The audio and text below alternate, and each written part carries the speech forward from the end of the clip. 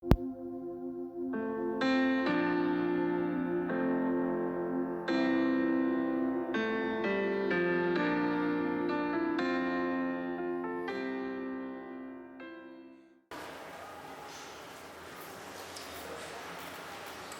ya estamos ahí. Dice la palabra del Señor, versículo 3. Digo pues, por la gracia que me es dada, a cada cual que está entre vosotros, que no tenga más alto concepto de sí que el que debe tener, sino que piense de sí con cordura, conforme a la medida de fe que Dios repartió a cada uno.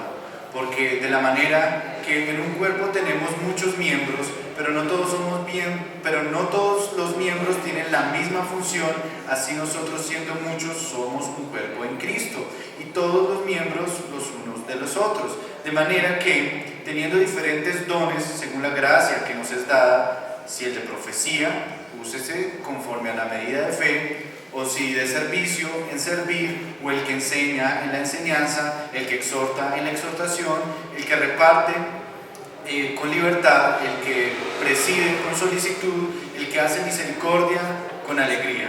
Versículo 9. El amor sea sin fingimiento, aborreced lo malo, seguid lo bueno, amaos los unos a los otros con amor fraternal, en cuanto a honra, prefiriéndonos los unos a los otros.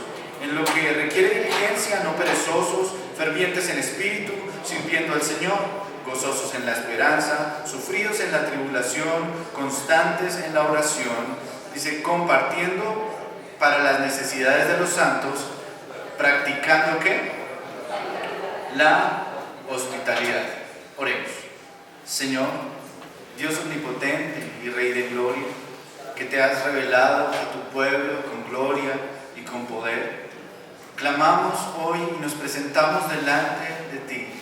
Primero, Señor, en acción de gracias, Padre, por tus bondades y tus misericordias y ese amor con el que solo tú nos has amado, que diste tu Hijo, que nos enseñaste tu vida, que nos diste tu vida y por la cual hoy estamos aquí. Y hoy te queremos agradecer por tu multiforme gracia y por tus misericordias que son nuevas cada mañana. Gracias por mis hermanos que les has permitido venir a este lugar. Gracias por mi vida. Y te pido que a mis hermanos les concedas el privilegio de entender tu palabra, de abrir su corazón y su mente a tu voz, que pongan en quietud todo su espíritu y que dispongan su mente y su atención a tu palabra. Y a mí te suplico que me concedas, Señor, el privilegio de predicar tu palabra con sabiduría, con denuedo, Señor, no conforme a mis pensamientos y mis emociones, sino conforme a lo que tú escribiste en tu palabra y tú nos ordenas hoy. Padre, disponemos nuestra mente y nuestro corazón para escucharte y para servirte, y te damos gracias por ello. En el nombre santo y poderoso de tu Hijo amado Jesucristo. Amén. Bueno, mis hermanos, ¿recuerdan que vimos el domingo pasado? Estábamos en Romanos, ahí mismo 1 y 2, ¿cierto? Y estábamos hablando que Pablo decía, os ruego por las misericordias. Y en el versículo 2 también decía que nuestra mente tiene que ser renovada, ¿no? Entonces, para darle continuidad y no desprender estos dos elementos importantes, vamos a recordar rápidamente lo que vimos el domingo pasado. Y es que parte de los puntos fundamentales a los que llegábamos es que no debemos permitir que el pensamiento secular inunde nuestras mentes, pero debemos procurar ser diligentes para que el pensamiento de Dios inunde nuestras mentes. ¿Cómo se hace esto? Pues a través de una comunión con Cristo. Y decíamos que ese conocimiento que nosotros recibimos de Dios es bastante importante porque es lo que nos va a mantener firmes. Y el objetivo de ese conocimiento de Dios que nosotros recibimos es para santificación. Entonces, era un llamado a que nosotros actuemos todo el tiempo conscientes de que estamos delante de la presencia de Dios, que estamos viviendo delante del rostro de Dios.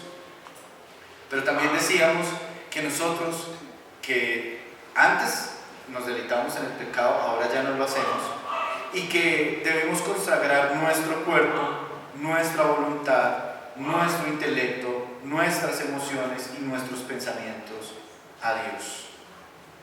¿Sí?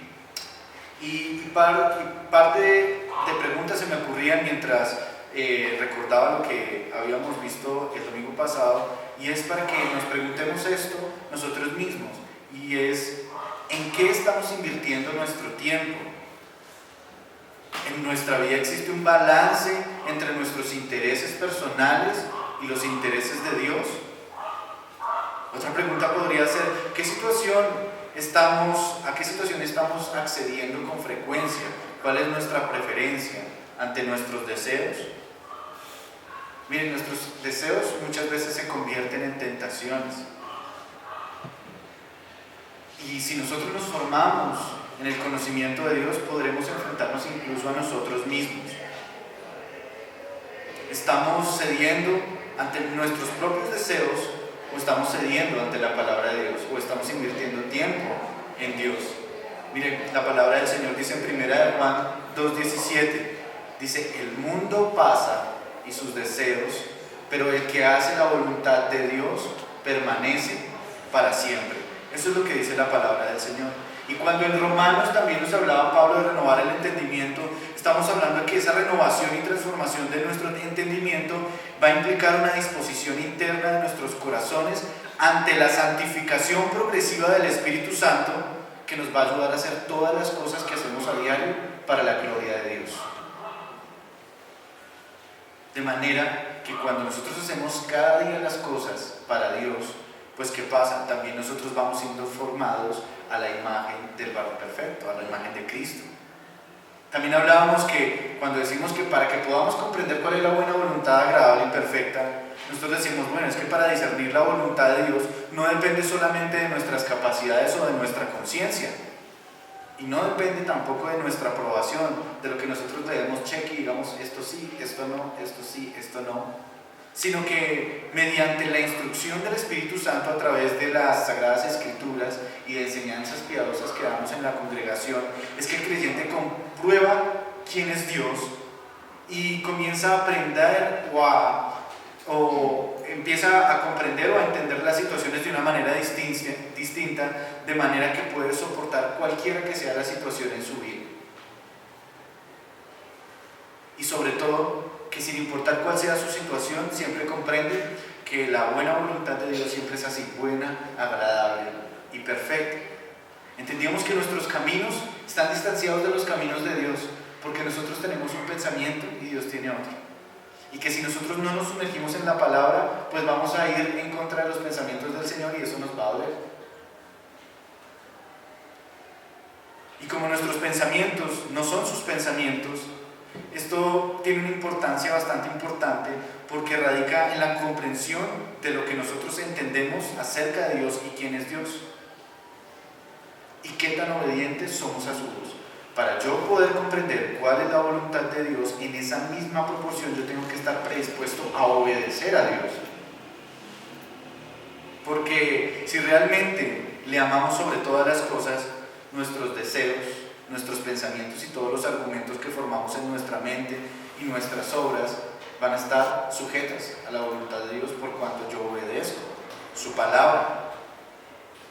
¿Qué quiere decir esto? Que yo voy a comenzar a renunciar a mi opinión personal e individual, porque a veces cogemos un texto, lo descontextualizamos y comienzo a formarme yo un texto y un contexto de acuerdo a mis principios y lo que yo creo, a mi pensamiento, y yo olvido la palabra. Entonces hay cristianos que se saben un versículo y lo aplican en cualquier circunstancia de la manera que quieren y no está bien. Nosotros cuando renunciamos a esa opinión personal, ¿cierto?, que obstruye el fruto del Espíritu Santo en cada uno de nosotros, automáticamente yo no dejo un vacío, yo lo sustituyo por la palabra de Dios y puedo decir como creyente, yo soy capaz de actuar bíblicamente.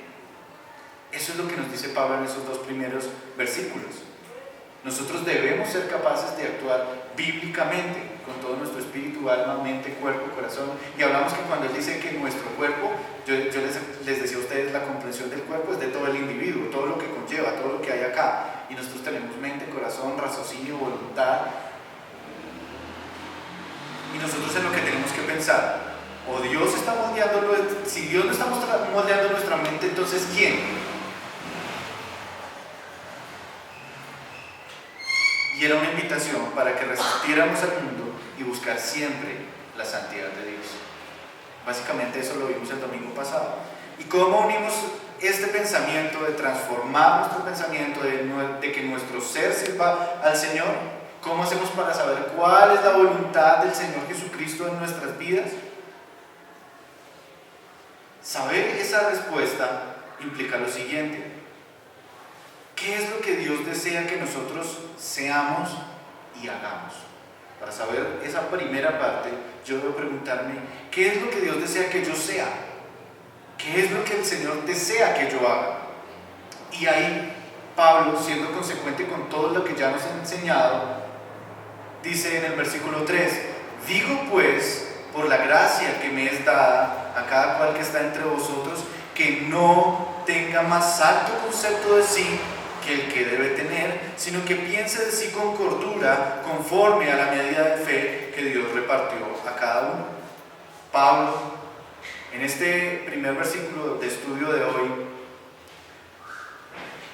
va a comenzar a abordar cómo debemos ejercer nosotros los dones espirituales que el Señor nos ha dado. Pero antes de empezar con los dones, como ya lo leímos, ¿sí?, Pablo va a decir: hermano, ojo, tenga cuidado con la autoestima que usted se tiene, que es tan exagerada. Hay hermanos que de pronto, en lo mucho que ha aprendido en su, por decirlo así, baja en la vida cristiana, de pronto tiene un alto concepto de sí mismo a tal punto que ve a todos sus hermanos inferiores. Y eso es lo que nos está diciendo Pablo. Comencémonos a cuidar de ese tipo de actitudes, ¿sí? Podríamos estar padeciendo de esto y no darnos cuenta. ¿Y Pablo qué hace? Pablo comienza a apelar a la autoridad que ha recibido de Cristo. Y por eso es que Pablo nos da esas instrucciones. Pablo ataca la falta de humildad que puede haber en el creyente.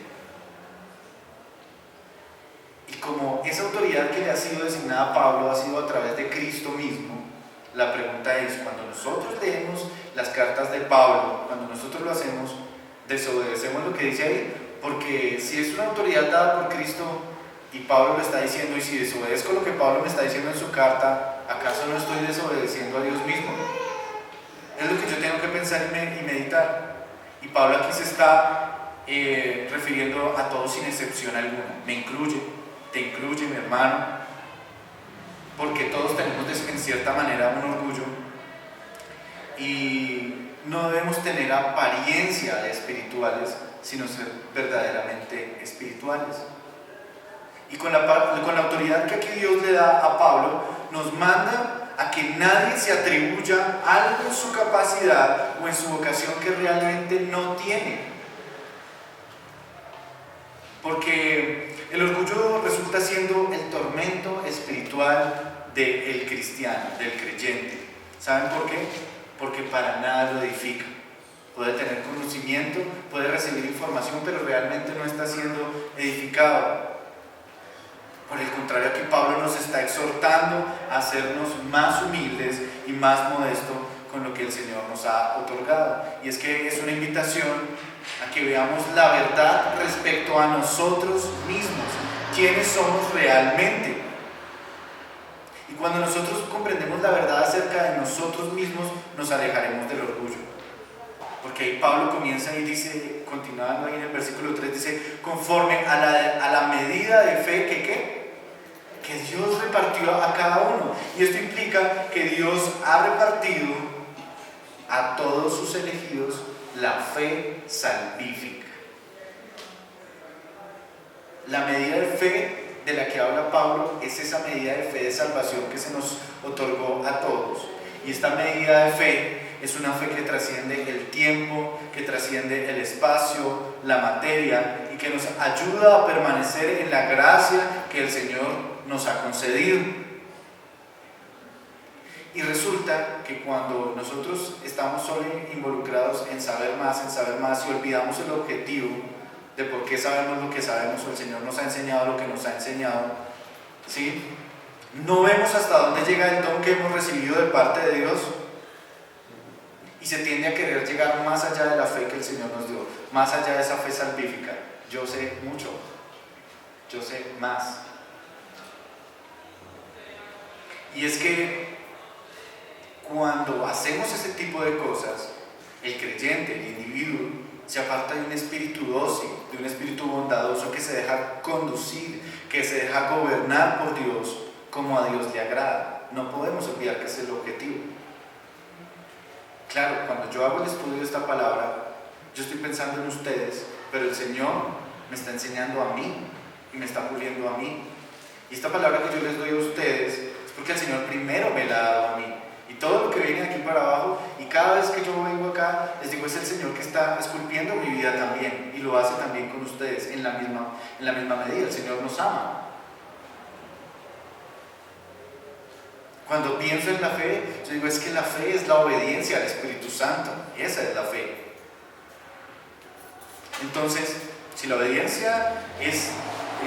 la obediencia al Espíritu Santo, entonces sabremos que aunque todos nosotros obedecemos en diferente medida, somos obedientes en diferente medida, ¿cierto? Todos estamos en una misma fe. ¿Qué quiere decir? Que estamos obedeciendo a un mismo Dios, a un mismo Espíritu. Entonces, cuando entendemos que aunque todos obedecemos en diferente medida, todos estamos enfocados y poniendo nuestra mirada en Cristo, en su Santo Espíritu, ¿cierto? Así es que yo puedo edificar también a mi hermano. No solamente me edifico yo, o el Espíritu Santo me edifica a mí, sino que se edifica a mi hermano y edificamos a toda la iglesia, a todo el cuerpo, para la gloria de Cristo mismo. Por eso Pablo comienza diciendo, aquí en el versículo 4, dice, porque de la manera que en un cuerpo tenemos muchos miembros, dice, pero no todos los miembros tienen la misma función. Así nosotros, siendo muchos, somos un cuerpo en Cristo y todos miembros los unos a los otros. Y esta comparación que Pablo empieza haciendo aquí en este verso nos ayuda a comprender la importancia de la unidad. Nosotros debemos permanecer, cuando decimos que somos un cuerpo, yo no dejo un brazo en la casa y salgo. O yo no me voy a hacer los quehaceres de la casa sin piernas. No puedo. Quiere decir que hay una unidad. Todos los miembros van a tener una función distinta, pero la mano edifica todo mi cuerpo. Cuando yo me baño, pues lo hago con mis manos, ¿cierto? Cuando estoy leyendo, no lo puedo hacer con mis manos, lo tengo que hacer con mis ojos. Y cuando voy a comunicarme, no lo puedo hacer con mis pies, tengo que hacerlo con mi boca. Así todos tenemos un don que el Señor nos dio y todos complementamos el cuerpo de Cristo. Eso es lo que está diciendo Pablo. Entonces, cuando nosotros entendemos que hay una importancia en la unidad, ¿cierto? La conciencia de todos nosotros como creyentes, es decir, es que todos nosotros pertenecemos a Cristo. Eso es lo que nos está diciendo Pablo acá. Todos nosotros pertenecemos a Cristo. De manera que es una exhortación a reconocer la diversidad de dones que podemos ver entre nosotros, ¿sí?, en la unidad de la fe, sabiendo que obedecemos al mismo Dios, que agradamos al mismo Dios, teniendo en cuenta que la unidad no significa uniformidad, no es que todos nos veamos iguales. Y a veces la gente quiere que todo el mundo haga igual, haga lo mismo, de la misma manera, de la misma forma, en el mismo sentido, todo lo mismo, y que seamos como una réplica del otro hermano. Y no, Dios no hizo en un cuerpo varias manos, o solo ojo. Todo lo hizo con un propósito y determinó unas funciones específicas para que nosotros como creyentes pudiésemos disfrutarlas también. Entonces podemos decir que como la unidad y la uniformidad son diferentes, ¿cierto? Hay un gozo que nos va a unir a nosotros y es Cristo. Usted tiene una habilidad, un don del Señor, yo tengo otro. Y cuando nos juntamos, no solamente nos aportamos los dos, sino a los demás que nos rodean. Y eso es lo que está diciendo Pablo aquí en esta carta. Si los miembros del cuerpo son diferentes y poseen facultades diferentes, distintas, no puedo decir yo que hay un miembro que tiene todas las dones o todas las habilidades, porque así nos lo determinó Dios. No hay un solo miembro en nuestra iglesia y en el cuerpo de Cristo que sea ojo, boca, manos, pies, que lo sea todo el tiempo. No hay ninguno. Entonces, aquí lo que Pablo está diciendo es: cada uno administre según la medida de su facultad y no mezcle lo suyo con lo que le concierne al otro. Cada uno identifiquemos las capacidades que Dios nos dio, los dones que Dios nos dio, y no pretendamos tener dones que el Señor no nos dio. A veces trabajamos en dirección incorrecta. A uno nos dio la capacidad de predicar su palabra, a otros les dio la capacidad de servir, y ahorita vamos a ver los diferentes dones que el Señor nos dio. Y de pronto la envidia se puede apoderar del corazón del creyente y decir: yo también puedo, aunque no estoy llamado, aunque no tengo las habilidades, pero lo intento. Y entonces, si yo saliera a la calle caminando solamente de manos, ¿qué pasaría? O si saliera con los ojos cerrados. Nos estropeamos todo el cuerpo, ¿cierto? Nosotros debemos identificar los dones que el Señor nos dio con los que vamos a edificar toda la iglesia. Entonces aquí podemos ver que Pablo nos está hablando de una unión y una comunión fraternal que se proporciona a través de la diversidad de dones, teniendo cuidado y afecto hacia mi otro hermano. Consagro lo que el Señor me ha dado a mí, pero respeto a mi hermano y entiendo que las habilidades que el Señor le dio a mi hermano complementan con las que yo tengo y con las que tiene mi otro hermano, y que juntos nos edificamos para la gloria del Señor. Pero Pablo no solamente nos va a hablar de un amor fraternal únicamente, sino que también nos va a decir: cuando usted descubra el don que Dios le dio, actúe con modestia. No que porque Dios le dio el don a usted, entonces usted va a mirar a los demás por debajo del hombro. El don que Dios le dio a usted es ¿para qué? Para que usted edifique a su hermano. Entonces usted tiene que pensar en el bienestar de su hermano. Yo tengo que pensar en el bienestar de ustedes, no en el mío. Ni mi nombre, ni mi labor son dignos de fama. Es la obra de Cristo, no la mía. Cuando entendemos esto, entendemos que como cuerpo estamos comprometidos a una ayuda recíproca, compartiendo lo que hemos recibido del Señor. Es decir, aquí no puede haber envidia. Mi hermano, hay que reprimir o sacar de nosotros todo orgullo que está enraizado en nuestros corazones y entender que los dones no se nos otorgaron por mérito. Ninguno de nosotros hizo una prueba para calificar y decir: yo soy competente en esto o en aquello. El Señor, el Espíritu Santo, los dio conforme Él quiso.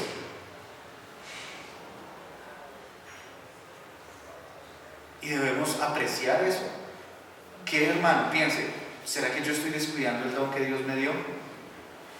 ¿Será que mi iglesia necesita el don que Dios me dio y a causa de no ejercer mi don, mi iglesia está coja? ¿O está manca? ¿O no puede ver bien? ¿O no puede hablar bien? Y es un autoanálisis, porque todo lo que hemos recibido del Señor es para el servicio de los demás, en el nombre del Señor. Y esta idea de repartir los dones y no dar todos los dones a todos por igual, ¿cierto?, radica en que nadie descuide el don que le dieron. No descuide el don que el Señor le ha dado. Dios no le dio a todos de todo, con el fin de que si Dios le dio una cosa, ocúpese de lo que Dios le dio. No se ocupe del don del hermano, ocúpese del don que Dios le dio a usted. Si cada uno hacemos lo que el Señor nos mandó a hacer, juntos nos vamos a edificar. Y eso, a la vez que nos estamos edificando, crea un amor fraternal, una confianza entre hermanos. Yo puedo confiar en mi hermano, puedo preocuparme por mi hermano se va a preocupar por mí, y podemos hablar de un amor que es no fingido. Dice el versículo 6: de manera que, teniendo diferentes dones según la gracia que nos es dada, dice, si el de profecía, úsese conforme a ¿qué? A la medida de fe. Y aquí vamos a comenzar a ver diversos dones. Vamos a ver 7, y estos Pablo no los hace con la intención de numerar, ¿no? Don número 1, don número 2, no, sino que voy a utilizar 7 ejemplos. Vamos a ejemplificar y vamos a entender a partir de estos 7 dones cómo es que el Señor da múltiples dones para la edificación de su iglesia. Entonces, cuando él inicia, el objetivo es que, bueno, nosotros entendamos que el proceso de santificación va en el corazón y en mi mente, que he recibido y que estoy siendo transformado por medio del Espíritu, y que Dios me va a dotar de capacidades y me va a dotar de dones que son para el servicio de la iglesia, del cuerpo de Cristo, y para glorificar a Dios mismo, ¿sí? Quienes se desvían de este objetivo van a profanar las órdenes del Señor y por consecuente se van a extraviar. Entonces, para que no nos pase y no vayamos en contravía, pues ese es un llamado para que vayamos identificándonos. Entonces el primero dice, en el caso del don de profecía, que es el primero que nombra, que dice según la gracia que nos es dada, si el don de profecía úsese conforme a la medida de fe. Este don de profecía la gente lo usa de dos maneras, ¿no? Entonces el primero, hay quienes lo interpretan como un don de predicción del futuro. No sé si ustedes lo han visto, ¿no? Entonces el individuo que dice que tiene el don de profecía va a decirle a la iglesia qué va a pasar en el futuro, ¿cierto? Y el punto de su predicación o de su exposición de esa profecía va a radicar en que va a exponer un éxito o un fracaso que va a glorificar o no el nombre de Dios. Entonces dice, se va a dedicar a decir, hay sucesos que van a pasar que lo van a llevar al fracaso o al éxito, y eso lo toman como profecía y hacen una predicción del futuro. Y eso algunos lo toman como profecía. Sin embargo, hay otra postura en donde la exposición de la palabra de Dios lo que va a decir es que nos va a anunciar las enseñanzas de la voluntad de Dios. Entonces, si nosotros sabemos que en Cristo y en su Evangelio se cumplieron las profecías antiguas, ¿cierto? En este momento el don de la profecía no es otra cosa que entender las Escrituras y explicarlas claramente a los creyentes.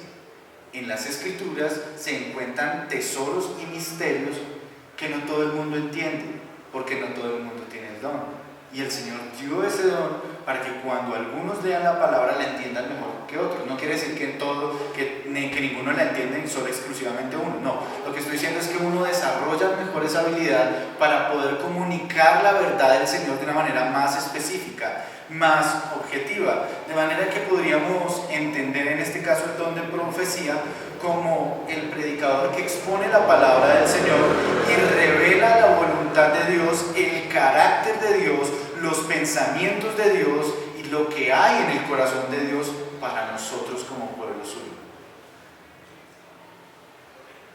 Les pido que me acompañen por favor a 1 Corintios al capítulo 14, versículo 1. 1 Corintios 14, 1 dice: seguid el amor y procurad los dones espirituales, pero sobre todo ¿qué? Que profeticéis. Aquí no está diciendo la palabra como que sobre todo que ustedes averigüen lo que hay en el futuro o digan cosas acerca del éxito o el fracaso del futuro. Cuando nosotros tomamos este nivel de profecía en cuanto a revelar los misterios que hay en la palabra del Señor, le estamos dando entendimiento a las personas para la edificación del cuerpo de Cristo. Entonces decimos que el don de profecía solo se va a ejercer acorde o conforme a la medida de fe que el Señor les dio o que el Señor nos dio, ¿sí? Entonces en este caso vamos a decir que esa medida que Dios nos dio de fe va automáticamente a descalificar o a descartar el intelecto humano. No es por el intelecto humano, no es por conjeturas que nosotros podamos hacer, no es porque miremos acerca de las probabilidades, no es para que nos fijemos en los fenómenos de la naturaleza. Algunos, por ejemplo, oyen del eclipse solar, como por ejemplo el de ayer, y ya le atribuyen a eso una serie de profecías, y es que ya se va a acabar el mundo porque es un eclipse solar, y comienzan a hacer profecías acerca del futuro, y realmente no se trata de eso. Porque si no, ¿qué distinción tendríamos si lo hiciésemos así de quienes consultan los astros? ¿Qué diferencia habría de los que acuden al tarot, de los que confían en la suerte? Ellos hacen esa serie de predicciones. Miren, mis hermanos, cuando hablamos del don de profecía, este debe estar en concordancia con lo que nosotros creemos, con nuestra fe, con nuestra convicción. Tampoco nosotros estamos llamados a recibir otras cosas que no se ajustan a nuestra doctrina, a lo que hemos aprendido. ¿Por qué? Porque hay gente que lo que hace es promover su sabiduría.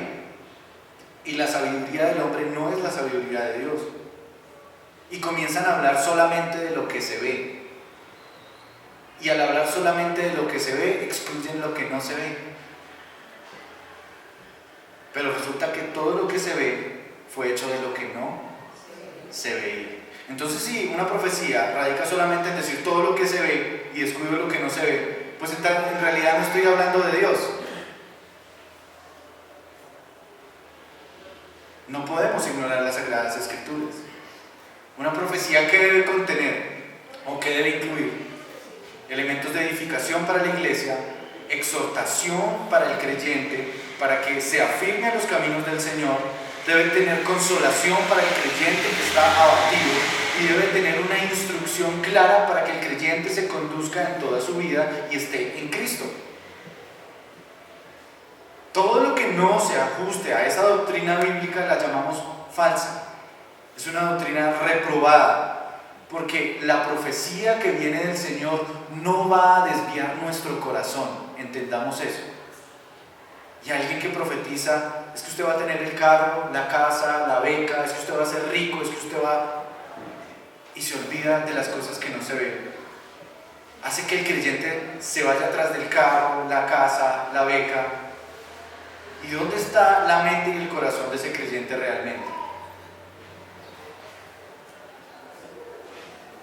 Nosotros tenemos que entender que cuando hablamos de nivel profético es que en la palabra del Señor hay misterios tan grandes que nosotros como creyentes estamos llamados a identificar, a profundizar y ver qué Dios quiere que yo haga y cómo quiere que me conduzca.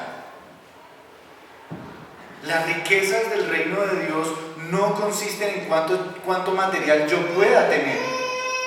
Las riquezas del reino de Dios se entienden como que yo voy a comprender quién es Dios, por qué lo hace. Y voy a involucrar todo el carácter de Dios en las acciones que Dios hace. Entonces esa forma de entender la profecía nos va a mantener en el camino que es en el camino de Dios. Y nos va a regresar una y otra vez a la palabra.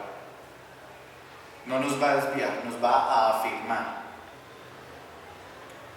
Continuamos, el versículo 7 dice: o de servicio, en servir, o el que enseña, en la enseñanza. Y cuando hablamos aquí del servicio, nos damos cuenta que, por ejemplo, aquí en la iglesia, este oficio es comúnmente asumido por nuestros diáconos, ¿sí? Es decir, que para ser diáconos debemos estar calificados, debemos tener unas características. Y este don de servir está estrechamente ligado con la misericordia, con mostrar generosidad ayudando a los pobres. Se trata de dar con gracia lo que con gracia hemos recibido. Recordemos que Cristo se humilló por los pecadores, nos acogió en su misericordia y se hizo el menor de entre los hombres. Podemos ver que aquí hay una benevolencia colectiva que va a edificar toda la iglesia. El que menor es aquí en la tierra, mayor es en el cielo. Y cuando habla de la enseñanza, hace referencia a la instrucción que recibimos de parte de Dios a través de las Sagradas Escrituras, pero esta está acompañada de corrección, de exhortación, a practicar todo lo que aprendemos, como lo hace un maestro. Explica de una manera desglosada. Y este don de la enseñanza, adivinen, es avalado por mi hermano, no por mí. El don de la enseñanza, si yo creo que puedo enseñar y en realidad nadie me entiende, tal vez no sea mi don. Pero si yo tengo la facilidad de explicar bien y revelar o exponer los misterios de la palabra del Señor ante los demás creyentes y todos entienden, estoy edificando a la iglesia. Y ese don de la enseñanza me ayuda para fortalecernos como iglesia y como pueblo de Cristo. Versículo 8 dice: el que exhorta en la exhortación, el que reparte con liberalidad, el que preside con solicitud, el que hace misericordia con alegría. Cuando hablamos de exhortación, miren que cuando puse el ejemplo de la enseñanza, ¿sí? Dije que el que enseña también exhorta, pero la diferencia entre estos dos es que el de la exhortación es el hermano que está ahí sentado, que está aprendiendo o que busca con diligencia aprender y que se preocupa por aplicar toda la doctrina aprendida. El que exhorta es el que vela porque lo que dijo el Señor se haga. Porque dice: oiga, esto está correcto, esto se debería hacer de esta manera porque la palabra lo dice de esta manera. Entonces el que exhorta está llamado a decir: miren, háganlo de esta manera porque la palabra del Señor dice que se hace de esta forma. Y cuando hablamos, por ejemplo, de repartir o cubrir las necesidades de la gente, ese es uno de los dones espirituales que son muy importantes, porque eso habla del corazón nuestro como creyentes. Si en realidad sentimos gozo y libertad para dar, si contribuimos con las necesidades de los otros hermanos, este don también lleva implícita la misericordia adentro, también lleva la benevolencia, pero en este caso es de una forma personal, en el uno a uno. Y siempre esa persona que está llamado a repartir, esa persona que está llamado a cubrir las necesidades de la gente, piensa: así como el Señor ha cubierto las mías, yo puedo cubrir las de mi hermano, porque juntamente con mi actuar está el actuar de Cristo, y es la forma en como mi Dios también le suple a mi hermano. Entonces este don es bastante importante. O si nos vamos al siguiente, que dice: el que preside con solicitud. Cuando habla del que preside con solicitud, está hablando de los líderes de la iglesia, de aquel que es capaz de liderar. Ese acoge los supervisores, los ancianos, los presbíteros de la congregación, ¿cierto?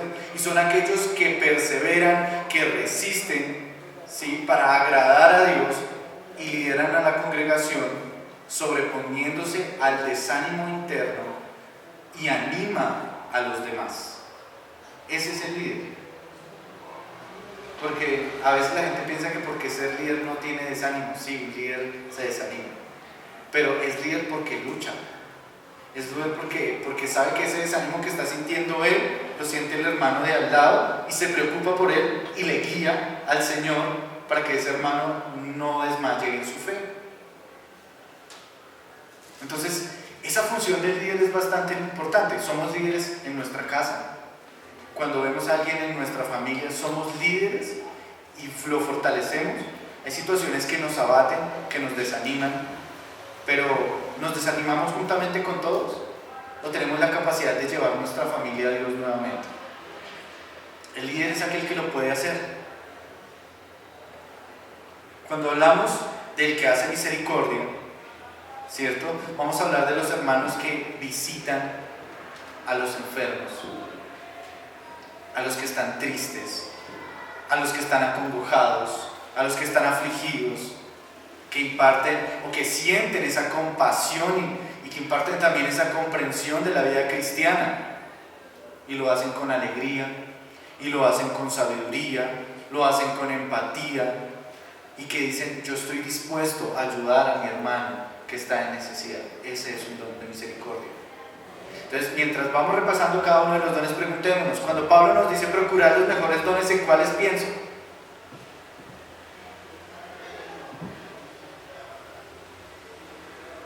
Porque es muy importante esto, mis hermanos. Dice el versículo 9: el amor sea sin fingimiento, aborrecer lo malo, seguir lo bueno. Y cuando vemos este versículo, nos va a mirar a que todas las acciones que hicimos, sin importar cuál sea el don que el Señor me haya dado, el requisito es: hágalo sin fingimiento, hágalo bien, hágalo para la gloria de Dios. Y parte de poder hacerlo de esta manera es aborreciendo lo malo y siguiendo lo bueno. Se trata del amor que en cualquier sentido está libre de hipocresía. Es sincero, es genuino y está dispuesto en todo momento y en toda circunstancia. Ese es un deber general de la persona que tiene los dones de guiar, de ayudar, de velar por el bienestar de la iglesia.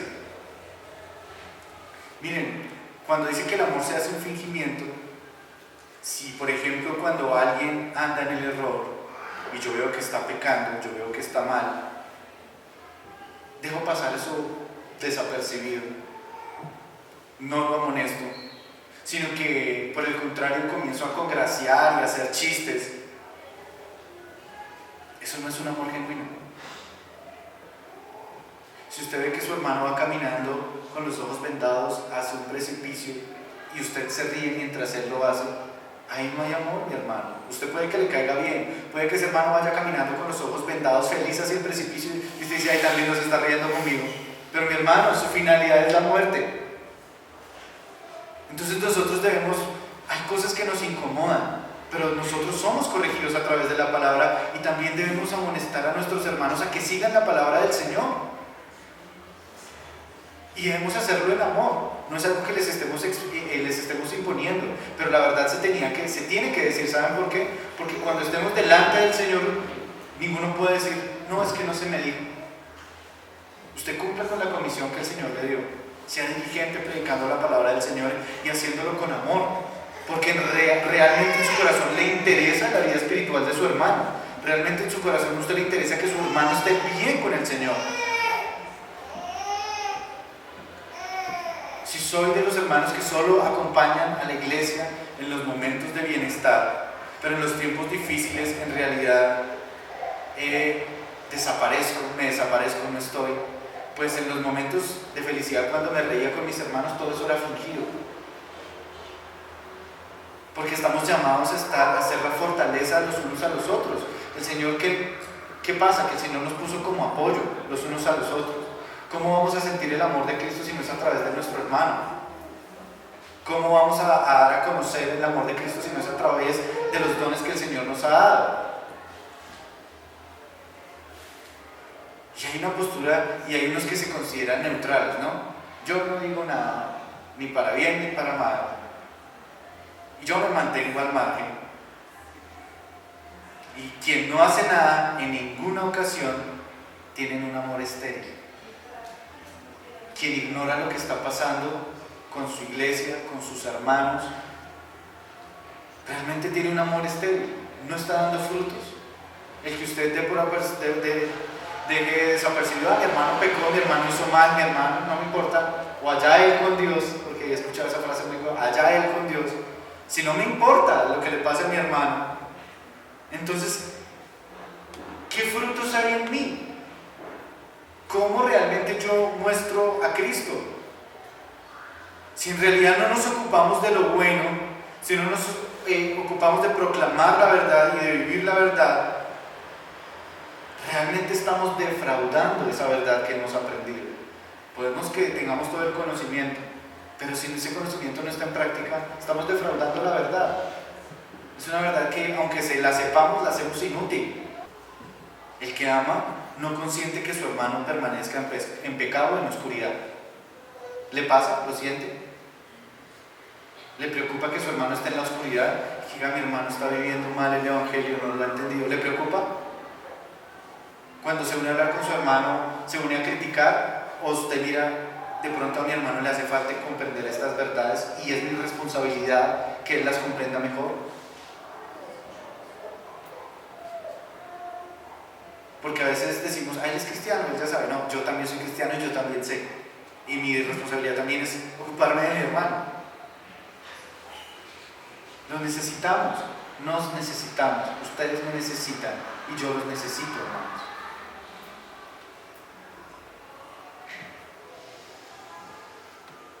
Mire lo que dice el versículo 10. Dice, amaos los unos a los otros con amor fraternal. Dice, en cuanto a honra, prefiriéndonos los unos a los otros. Aquí lo que está diciendo es que nosotros tenemos deberes personales como cristianos y sobre todo con los de la familia en Cristo. tenemos deberes personales, tenemos responsabilidades. ¿Saben por qué?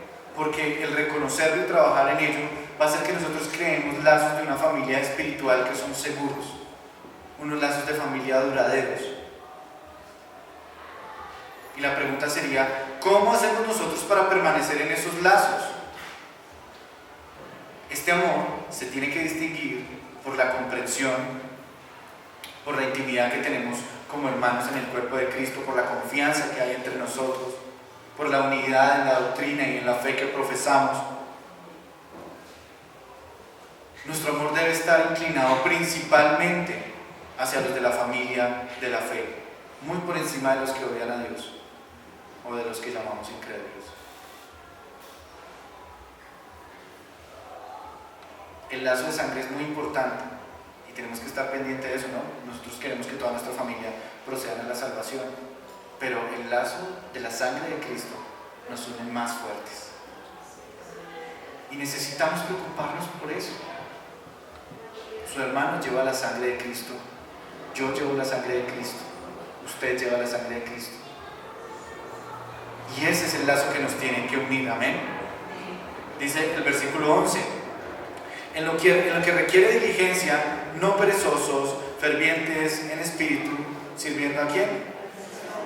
Al Señor. Cuando yo leía este versículo, yo decía, aquí básicamente lo que nos está diciendo Pablo es, no dejemos para mañana mostrar a Cristo cuando lo podemos hacer hoy. Eso es lo que nos está diciendo Pablo en este último versículo. Se lo vuelvo a leer. En lo que requiere diligencia, no perezosos, fervientes en espíritu, sirviendo ¿a quién? Al Señor. Y dice, no dejemos para mañana mostrar a Cristo cuando lo podemos hacer hoy. Eso es lo que dice el versículo, ¿no les parece? Porque quienes dejan para mañana mostrar a Cristo se resisten al Espíritu Santo hoy.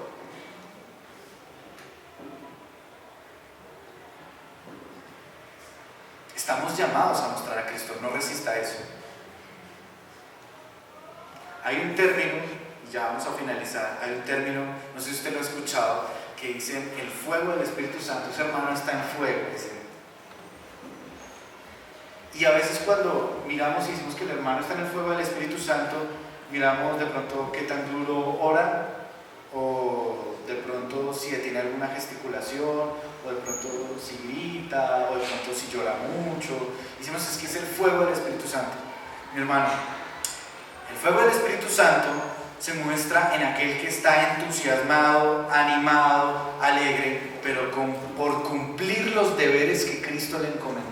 Ese hermano tiene el fuego del Espíritu Santo, porque no ha perdido la meta de vista, porque tiene sus ojos puestos en Cristo, el autor y consumador de su fe, sabiendo que todo lo que hace, lo hace para la gloria de Dios. ¿Quiere estar en el fuego del Espíritu Santo? ¿Quiere hacerlo en realidad, mi hermano? ¿Usted quiere considerarse un cristiano lleno del Espíritu Santo? A usted se le fueron encomendados dones, responsabilidades. Usted y yo tenemos que tener una comunión íntima con nuestro Señor Jesucristo y tenemos que usar los dones que se nos dieron. No los entierren. Sus dones tienen que dar fruto, y el fruto no se va a dar si yo me quedo callado, o si ato mis manos, o si movilizo mis pies. Yo tengo que proclamar la verdad del Señor, tengo que hacer la verdad del Señor, y tengo que con mis pies dirigirme hacia donde el Señor me ha dicho que yo me dirijo, y tengo que hacerlo de una manera contundente. El hermano que se preocupa, que tiene compasión, que se preocupa por el que está enfermo, que se preocupa por el que está triste, por el que está pasando por una aflicción, que siente compasión y que sabe que es una compasión que el Espíritu Santo puso en sí, porque es algo que no tiene todo el mundo. De hecho lo más común es ver sufriendo a alguien y voltear la cara y seguir con su vida. Pero cuando se trata de mí, quisiera que todos me miraran. Quisiera que todos vieran mi necesidad. Hermanos, estoy enfermo, ayúdenme. Pero cuando su hermano estaba al lado, lo visitó, lo llamó, le escribió. Ahorita hay muchas posibilidades para estar pendientes como hermanos. ¿Qué hizo mi hermano? ¿Qué estamos haciendo? Vivamos en el Espíritu. Esto implica vivir en el Espíritu. Ya sabemos que lidio con el mundo, con el diablo, con mi carne, que son mis adversarios, pero no se trata de vivir solo una vida de lucha. Yo tengo que dar frutos. Así que yo le pido, mi hermano, que se ponga en pie en esta hora.